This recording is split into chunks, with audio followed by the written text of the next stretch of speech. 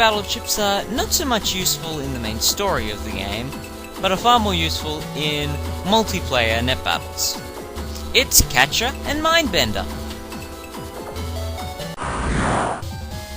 First up is Catcher. Now, it's a lot easier to show you how this battle chip works if I get the opponent to use it. MegaMan sends forward a red UFO that steals all the battle chips that the opponent has selected. They are now out of play for the entire net battle. Next up is Mindbender. However, just showing you the game footage is not enough to explain how this battle chip works. So I've got the camera focused on my controller here to show you exactly what's going on. Mindbender makes you lose control. In other words, it confuses the opponent.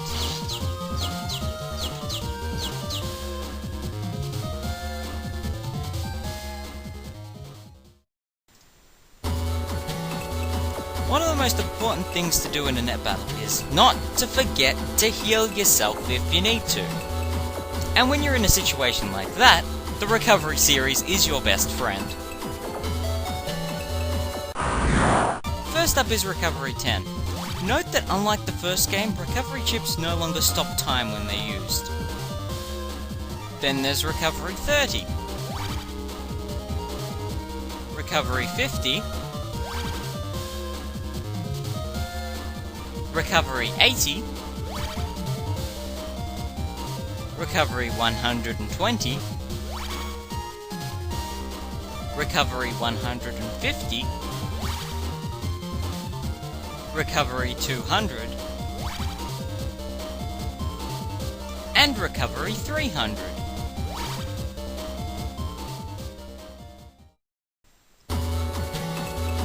Often in net battles, you find viruses are way out of range for your close-range battle chips, and there's not really enough room on your side of the field to maneuver. That's where the next series, the AreaSteals, come into play. First up is PanelGrab. MegaMan steals the first panel in the same row as him.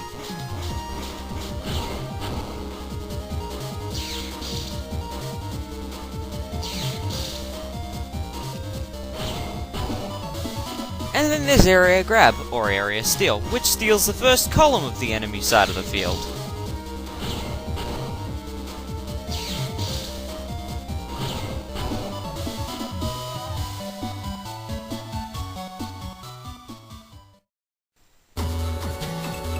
Stealing enemy panels may be a good strategy. The only problem is, enemies can do it too, sometimes. But this next battle chip will put that problem to rest. Take back what is yours with GrabRevenge. Or should I say GrabRevenge? So, GrabRevenge. 1 second while I let these sortie viruses use AreaGrab and steal some of my panels.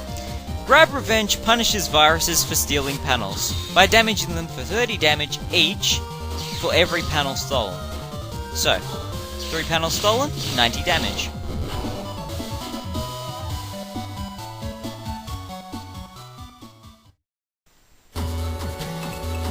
The next series of battle chips really could work both for and against you. It really depends on your situation. But if you like taking high risks, bring on the death match with the Geddon series. First up is Geddon 1. It cracks all panels on the field. If you use it a second time, all of the empty panels become holes. Geddon 2 essentially skips the first step, breaking all unoccupied panels and cracking all occupied ones. And Geddon 3 turns all panels to swamp panels, which slowly eat away at your health.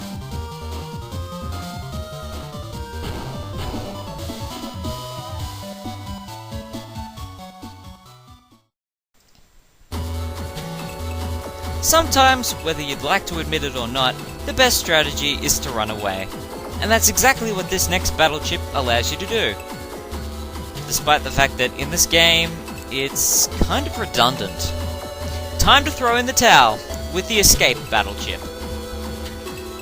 The Escape battle chip couldn't be any simpler to explain. It lets you escape net battles, the only exceptions being plot bosses and multiplayer net battles. It works for Net Navi boss rematches though. Bye, Quickman!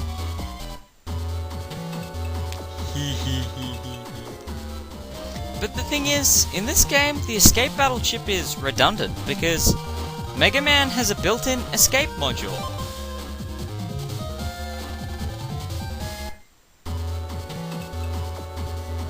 However, it should be noted, the lower level you are, the lower the chance of you being able to escape with the escape module. So I guess the escape battle chip is good if you want to be guaranteed to escape. Granted, in Mega Man Battle Network 1, you didn't have an escape module, so escape was kinda handy in that game. But Mega Man Battle Network 1 was re-released in Japan for the DS as Operate Shooting Star, and in that remake, Mega Man had an escape module. So, once again, there's the whole thing of what's the purpose of the escape battle chip anymore?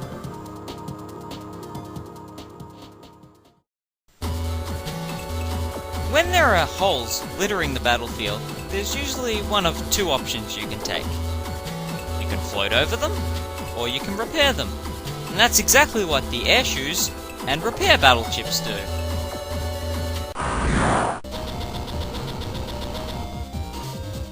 First up is AirShoes. It allows Mega Man to walk on holes.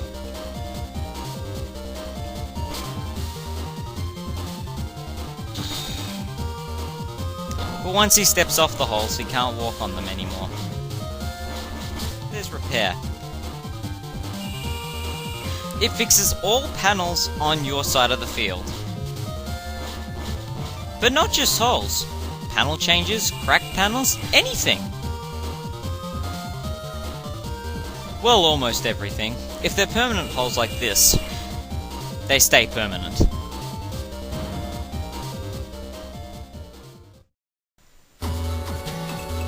If viruses are constantly ganging up on you and not giving you a chance to recover, perhaps one of the candle battle chips would be a more suitable alternative to restore your HP. So the candle battle chips place a healing candle that gradually restores your HP over time. This is Candle 1. Now, if I remember how the battle chips work in the first game, they returned some really bizarre values when they restored your health. So I want to see just how the candle functions in this game, just to see if it functions any differently, or whether it makes a little more sense, or what's going on with it.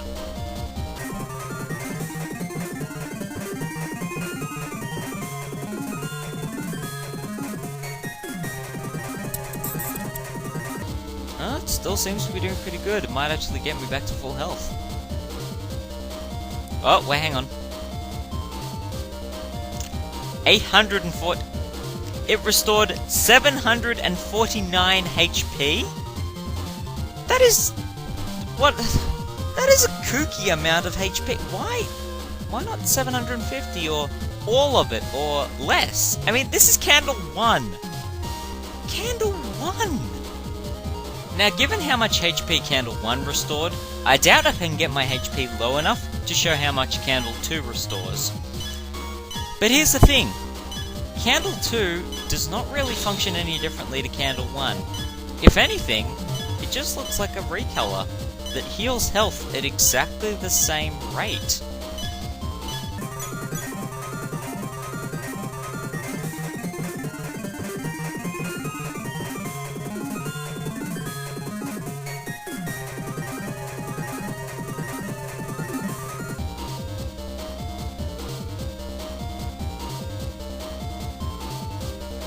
Um, 474.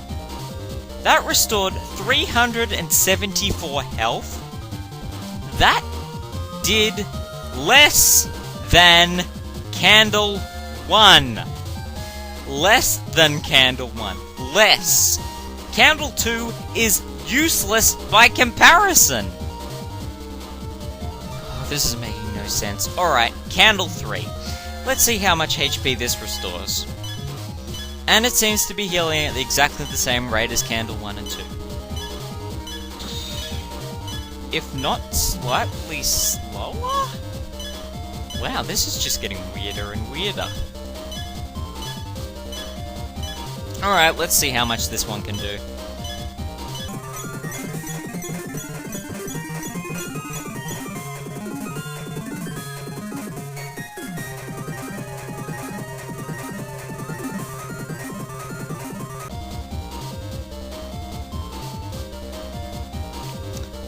$249. Candle 3 does less than Candle 2, which does less than Candle 1. I thought this series couldn't make any less sense than it did in the first game. But it just proved me wrong. Everything is backwards.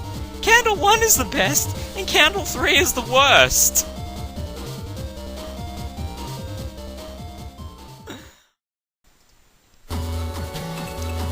The next 3 battle chips sort of have things in common. They're stage objects, they make it hard to move around, and if anything they're a hindrance.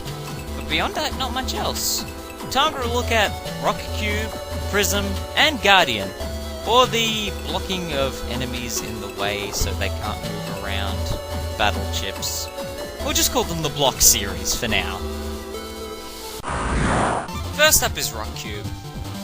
MegaMan creates a solid rock cube, one panel in front of him. The cube can take up to 100 damage before it breaks. And that's about it. In the first game, the cubes would eventually just break down by themselves, but not the case in this game. They're actually a lot sturdier. Then there's Prism. It's a large crystalline rock that reflects any attacks that hit it to hit the 8 surrounding panels. It even reflects attacks from battle chips. And then there's the Guardian battle chip. If this Guardian is attacked, it will punish all on the side that attacked it, doing 200 elect damage. And when I say all on the side that attacked it, yes, I do mean that the Guardian can attack you.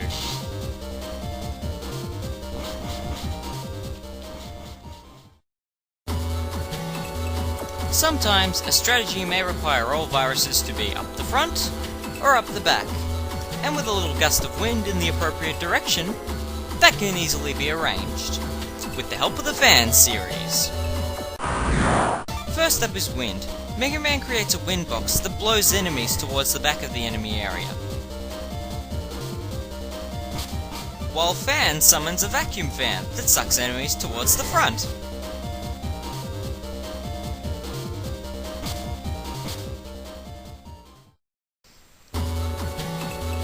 Like what the candle battle chips do for you?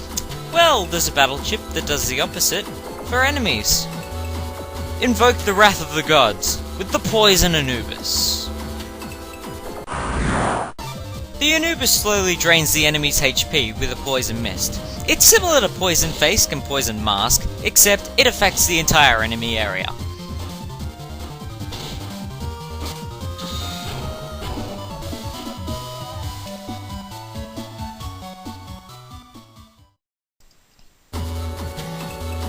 Time is of the essence, and in tight situations, waiting for the custom gauge to fill is the last thing you want to have to resort to, especially in situations where you're potentially going to be deleted. So it's time to play Time Lords with the Gauge series. SlowGauge makes the custom gauge fill at half speed. Now while that may seem pointless, the custom gauge is shared between both players in multiplayer net battles. That is when this battle chip is its most useful, so while your gauge may fill very slowly, so does the other players. FastGauge makes the custom gauge fill at double speed,